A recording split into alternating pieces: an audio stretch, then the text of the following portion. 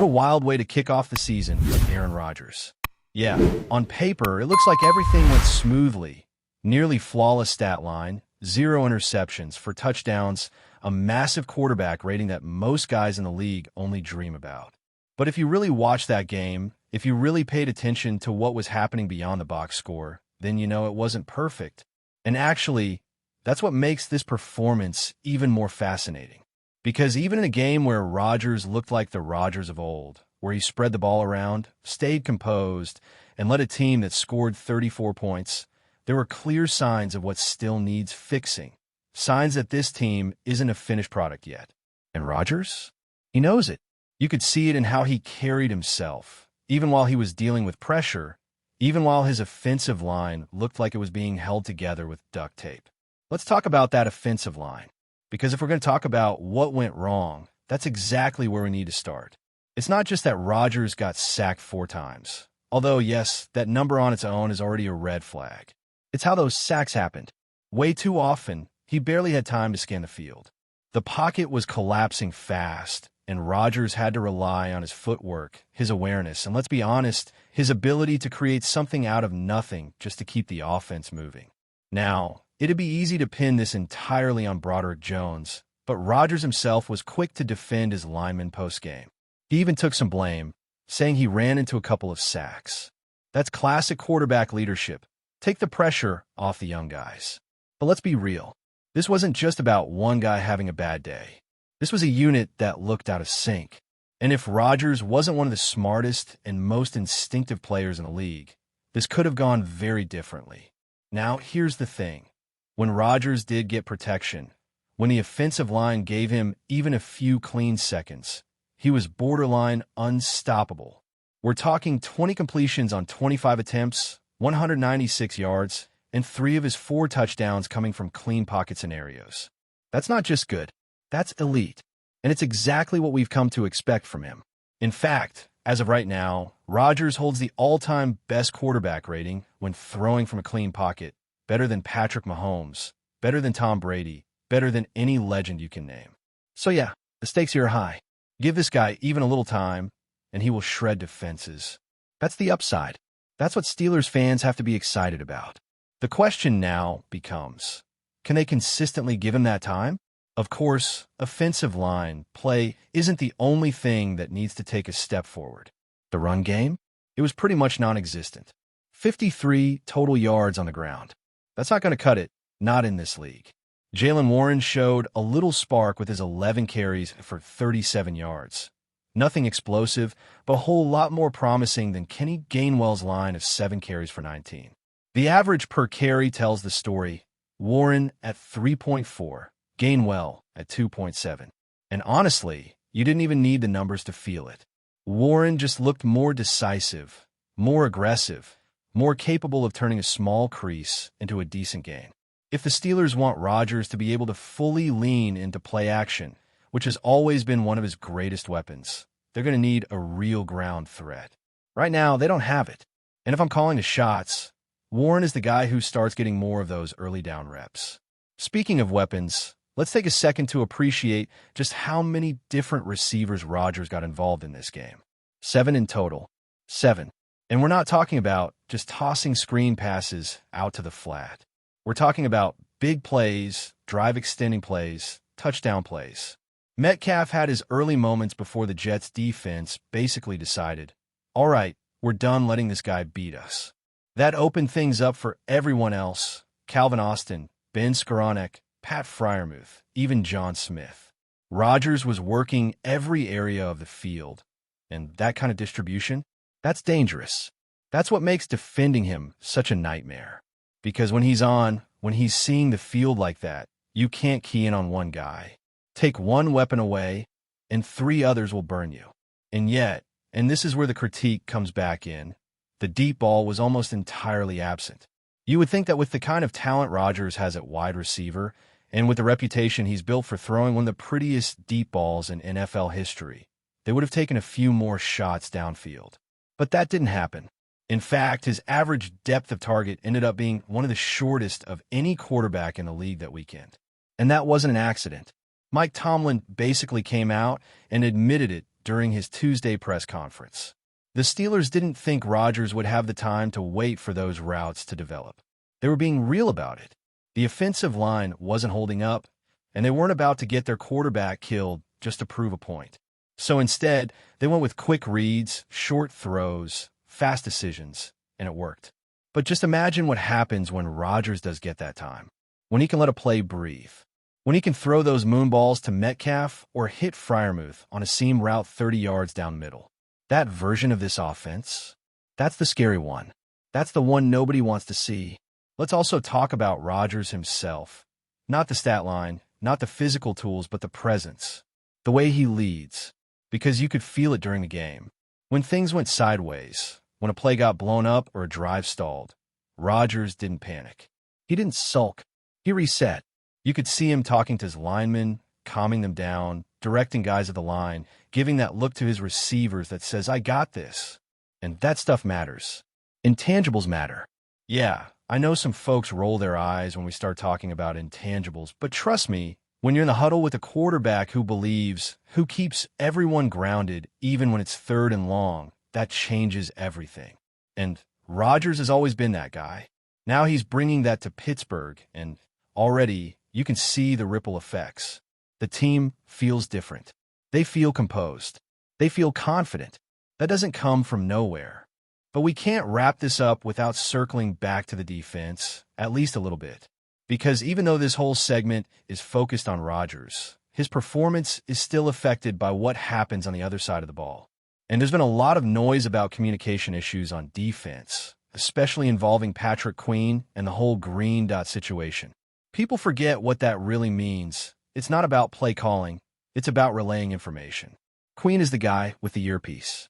He hears the call from the coordinator, and then he makes sure everyone's lined up and ready. That's it. He's not drawing up blitzes on the fly. He's just the voice. So when communication breaks down, some of that falls on him, but most of it is about the guys around him doing their job, hearing the call, and reacting. And for those already calling for someone like Jalen Ramsey to take over that role, that's not how it works. Ramsey is a phenomenal talent, no doubt. But he's a wild card on defense. He's everywhere. He lines up at nickel, outside corner, safety, sometimes even linebacker. You can't give the green that to a guy who's constantly moving pre-snap.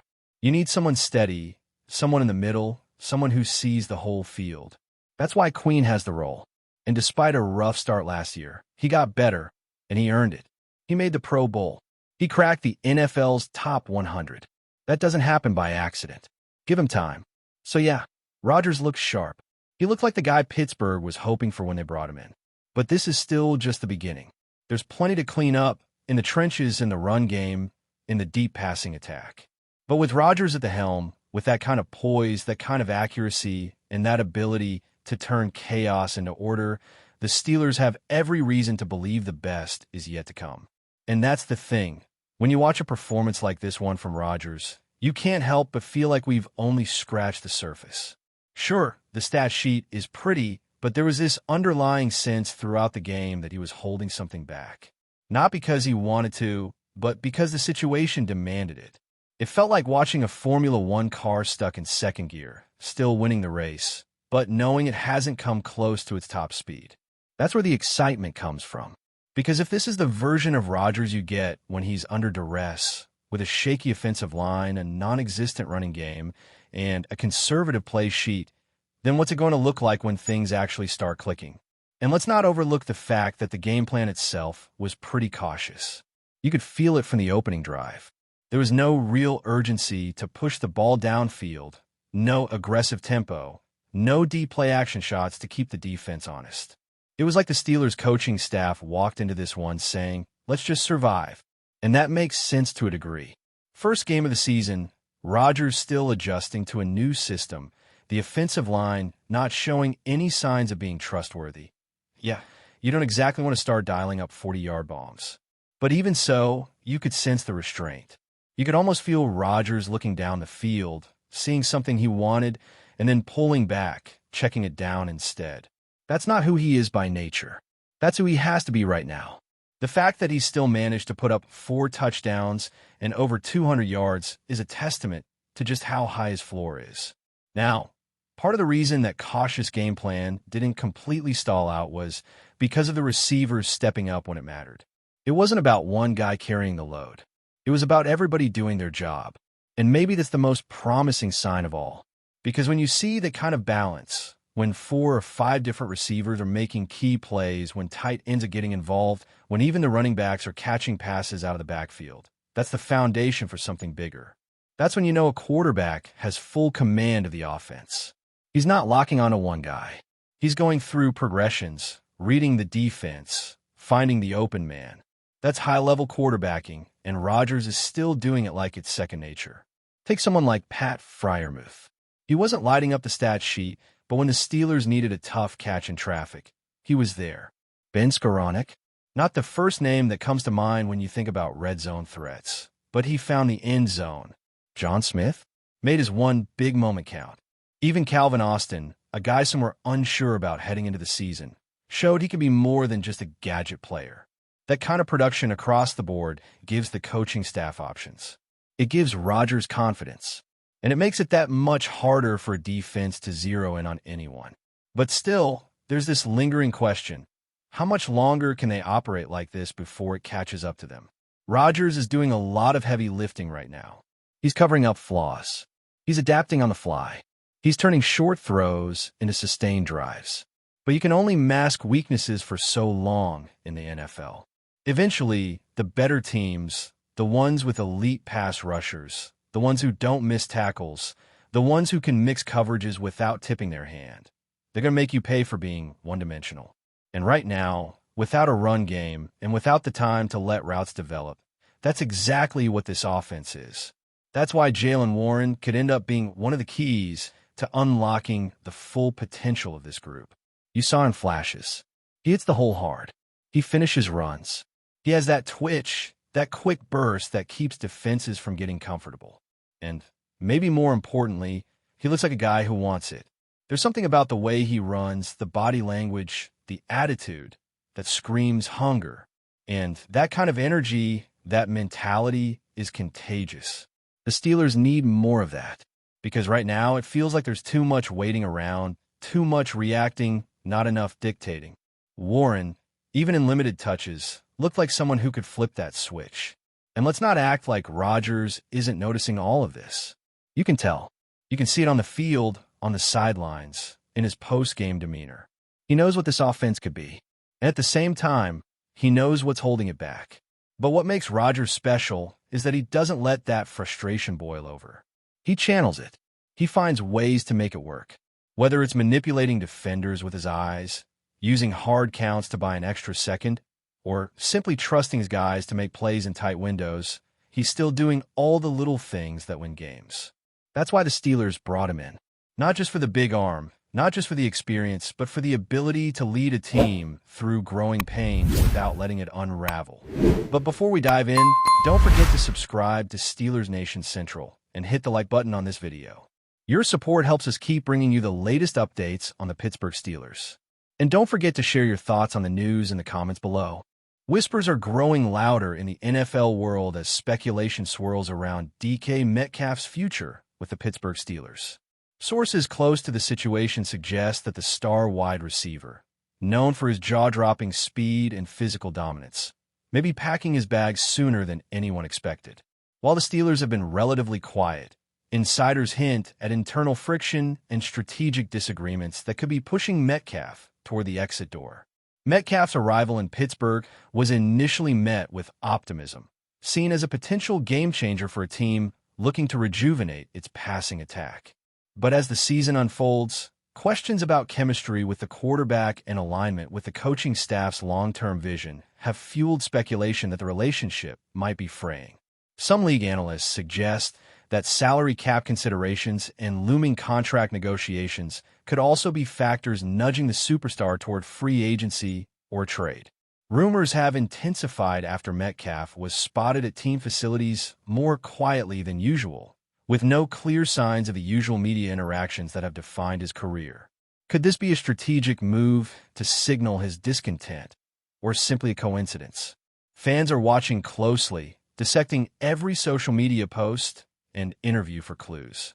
Meanwhile, Rival teams are reportedly circling, eager to capitalize on the possibility of acquiring one of the league's most electrifying receivers. The Steelers' front office has yet to issue an official statement, but the NFL grapevine is abuzz with potential landing spots for Metcalf. Teams with veteran quarterbacks in need of a deep threat weapon are said to be especially interested, sparking debates about how such a move could reshape the playoff landscape next season. For Pittsburgh, losing a talent like Metcalf would be a major shakeup, both on and off the field, leaving fans to wonder if the star's departure is inevitable, or if a last-minute reconciliation could keep him in black and gold. For now, it's all conjecture, but one thing is clear. Wherever DK Metcalf ends up, the ripple effects of this potential move are bound to be felt across the league. Steelers supporters and NFL enthusiasts alike are bracing for what could become one of the season's most talked-about storylines, and the rumor mill shows no sign of slowing down. That's it for this update. If you enjoyed the video and want to keep receiving exclusive news about the Pittsburgh Steelers, make sure to subscribe to Steelers Nation Central and give this video a like. We always look forward to hearing your comments and opinions. See you in the next video.